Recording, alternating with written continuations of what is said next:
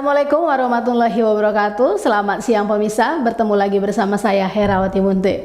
Pemirsa, beberapa menit ke depan kami akan menyampaikan berita-berita terkini dari Kabupaten Kota Provinsi Sumatera Utara. Isu-isu nasional yang tren di tengah masyarakat masih dalam program 7 Inspirasi untuk Anak Negeri. Pemirsa, dalam rangka persiapan Kongres atau Konfederasi Serikat Buruh Sejahtera Indonesia atau SBSI ke-7 yang direncanakan akan digelar di Bogor, Provinsi Jawa Barat pada tanggal 5 sampai dengan 7 November 2021. Serikat Buruh Sejahtera Indonesia atau SBSI terlebih dahulu mengadakan rapat koordinasi pada setiap wilayah provinsi yang ada di seluruh Indonesia. Seiring dengan itu, Sabtu 27 Oktober 2021 pukul 13 WIB sampai dengan 17 WIB bertempat di Gedung Sekretariat UPTD Balai Latihan Kerja atau BLK dan workshop kejuruan TIK di Jalan Gunung Leuser, Kota Tebing Tinggi, Provinsi Sumatera Utara. Konfederasi Serikat Buruh Sejahtera Indonesia yang ada di Provinsi Sumatera Utara atau Sumut menggelar rapat koordinasi yang dihadiri oleh semua pengurus DPC SBSI di wilayah Provinsi Sumatera Utara. Adapun tujuan diadakan rapat koordinasi wilayah tersebut adalah untuk menyerap aspirasi buruh dari seluruh pengurus DPC untuk dibahas pada Kongres ke-7 yang akan diadakan di Bogor, Provinsi Jawa Barat. Ketua Umum KSBSI, Johannes Darta Pakpaan SH, MA kepada media mengatakan, ya, hari ini ada rapat koordinasi wilayah Sumatera Utara, di mana sekarang Korwil Sumatera Utara, Koordinator Wilayah Sumatera Utara beserta semua DPC akan membahas hal-hal penting yang akan mereka bawa dan mereka usulkan di Kongres KSBSI tanggal 5 sampai 7 November ini. Selanjutnya, Pak? Ya, selanjutnya mereka akan membawa usulan itu ke Kongres supaya nanti bisa kita masukkan dalam bagian perubahan ADRT atau dalam resolusi organisasi tentang hal-hal yang mungkin mereka pandang perlu untuk diberlakukan atau perlu untuk diperjuangkan secara nasional maupun di Sumatera Utara. Itu tadi komisi-komisi, karena kan kita di Kongres itu nanti ada komisi anggaran dasar anggaran rumah tangga, ada komisi GBHO, ada komisi resolusi, kemudian ada komisi advokasi.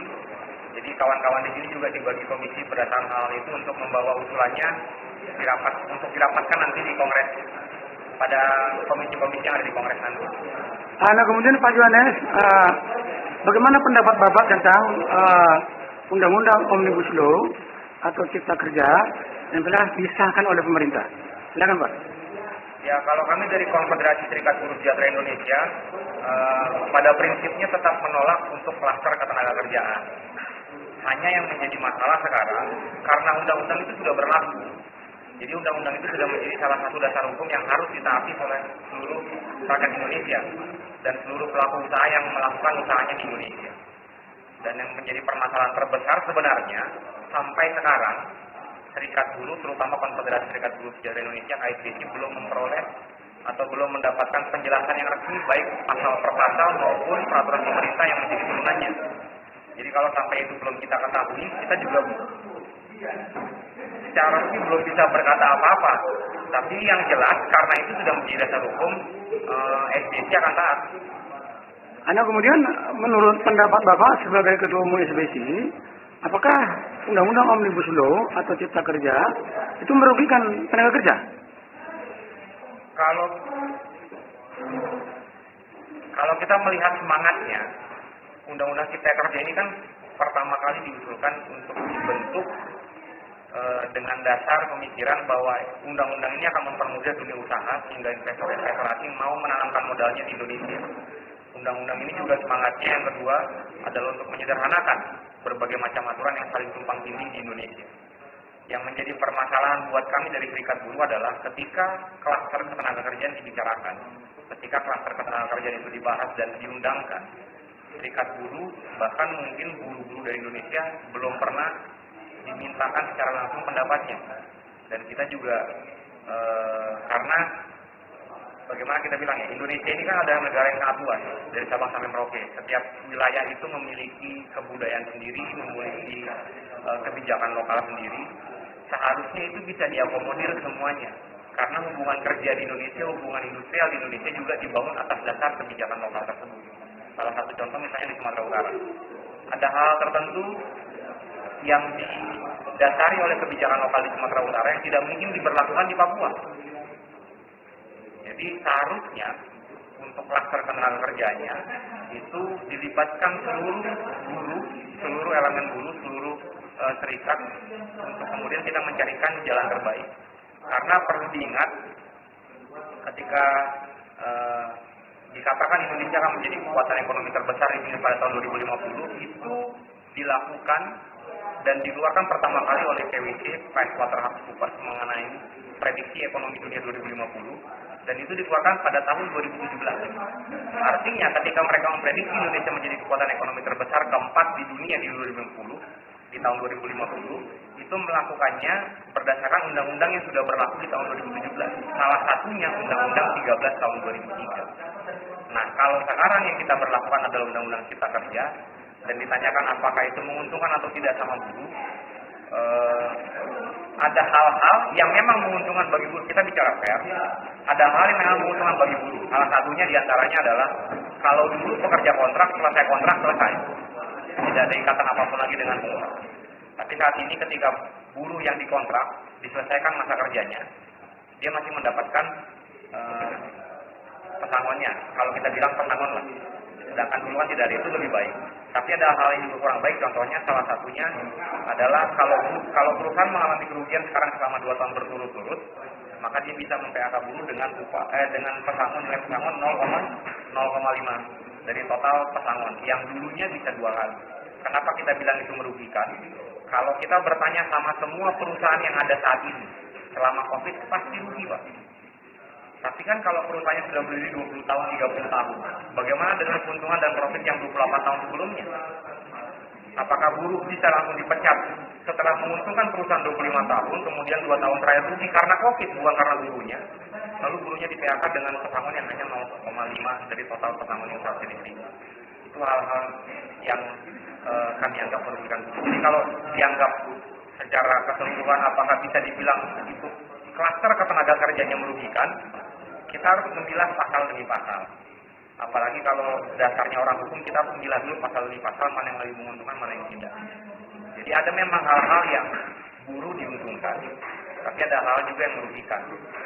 Contoh lain yang merugikan adalah ketika masa kontrak kerja bisa menjadi 5 tahun. Kita bicara sebagai buruh. Ketika itu dijadikan menjadi dasar hukum, maka tidak akan ada buruh yang bisa mengambil kredit perumahan. Karena kredit perumahan itu maksimal 15 tahun dan dasarnya adalah pengangkatan pekerja tetap. Artinya ketika itu diberlakukan supaya mengakomodir orang-orang bisa mengkredit rumahnya, maka aturan perbankan juga harus dirubah.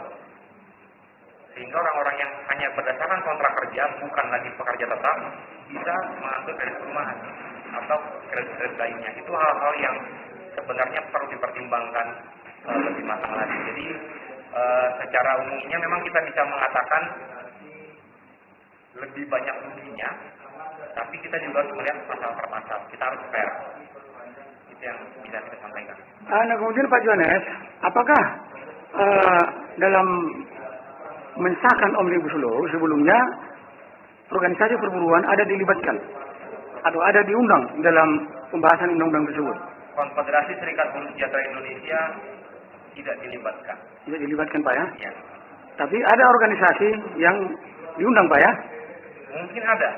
Tapi ada beberapa kawan-kawan dari konfederasi besar juga menyatakan bahwa setelah mereka menyampaikan sedikit keberatan, jadi tidak diundang lagi. Gitu. Jadi kalau mungkin awal-awalnya dengan semangat pembaharuan itu semua diundang, tapi ketika pembicaraannya sudah mulai pada hal-hal yang mungkin lebih sensitif, serikat buruh tidak lagi diundang dan tidak lagi dilibatkan.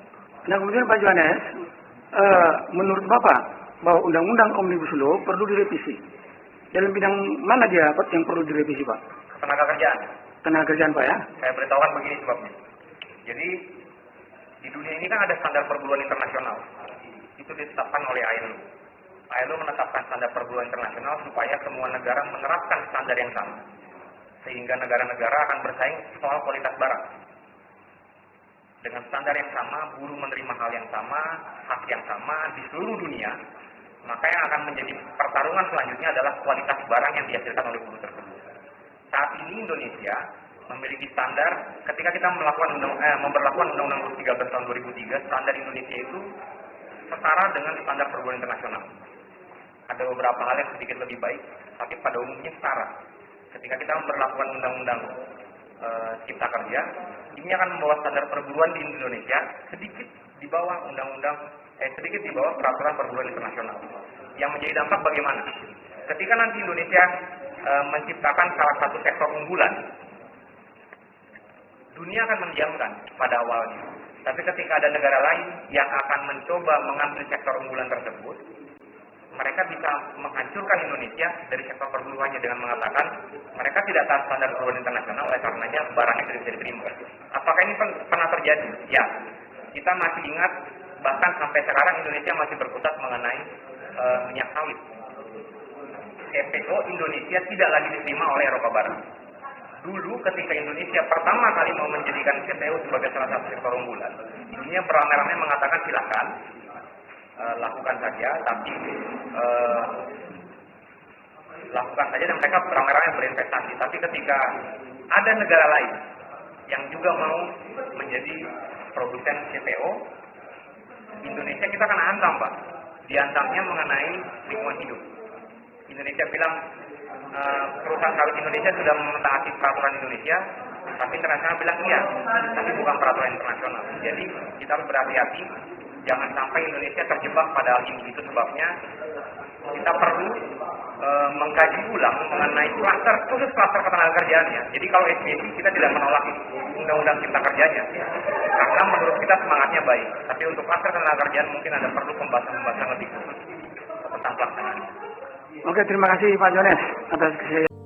Turut hadir dalam rapat koordinasi wilayah tersebut antara lain Nicholas Sutrisman, Ketua Korwil KSBSI Sumut, Johnson Pardosi, Sekretaris Korwil KSBSI Sumut, Binter Gultom, Ketua DPC KSBSI Tebing Tinggi, Ketua MPW KSBSI Sumut dari Kota Tebing Tinggi. Tim Liputan Kongli Saragi, Monalisa TV mengabarkan.